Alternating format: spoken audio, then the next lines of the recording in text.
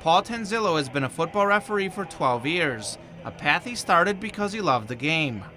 I played in high school and college, and I felt like I wanted to give back to the game, and I thought reffing would be the perfect opportunity to do that. But Paul isn't the only Tanzillo that refs.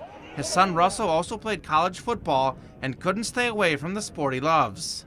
My dad brought me along at one of his games, and the rest is kind of history. Just kind of followed in his footsteps, fell in love with officiating, being out on the field, feeling like I'm involved in the game still. For the Tanzillos, refereeing is a part-time hobby.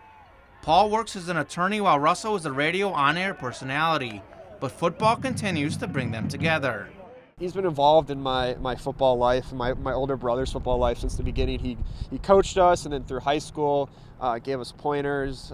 So I look at it as a way of continuing our bond with football. I'm sure we drive my wife and his mother crazy during football season because we're always looking at game film together.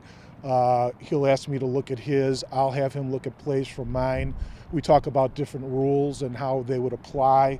Refereeing a football game can be fun, but there's a lot of work behind it. It's not as simple as showing up to the stadium. Paul is part of an experienced 5-man officiating group. The crew chief, Octavio Herrera, leads a pregame meeting that often lasts longer than an hour, where the group tackles all sorts of rules and evaluates their past performances. I thought all of our calls were very well supported by the film. Yeah, I did too. Our season actually starts prepping in July, and we attend at least a couple meetings a week starting in July all the way up until when the season starts in late August. We prepare before the game. We have at least an hour and a half pregame every week. We talk during the week. We film review during the week. There's a lot of rules, and there's a lot of philosophy around those rules that you have to study and be aware of. So I think people don't realize the amount of time and effort it takes for us officials to really dive deep into the rule book and really understand everything, all aspects about those rules. This specific game that the group refed happens to be a playoff showdown between Bolingbrook and Warren, which they were assigned to because of the high ratings they received from the coaches during the regular season.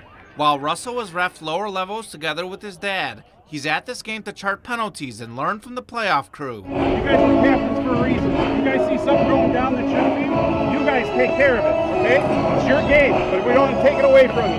Got it? All right, have a good game. It's a perfect opportunity to mentor younger officials, to kind of see how we go through our game preparation, and especially the excitement of the playoffs. I mean, this is what we work so hard to achieve, is to get our crews into the playoffs. With each year, there's less and less refs, and finding young officials is a major challenge. The IHSA and other similar organizations want to find passionate young people like Russell. My personal goal would be obviously to get to that Division I level, maybe even eventually the NFL, and I think starting young is very important. We don't have a lot of young officials coming out anymore. I think that the number's down for sure for as far as young officials coming out. So I think people look highly on young officials as they're going to take the game and to the next level. Refereeing, a part-time job that allows you to stay connected to sports. For NCTV 17, I'm Kamen Anchev.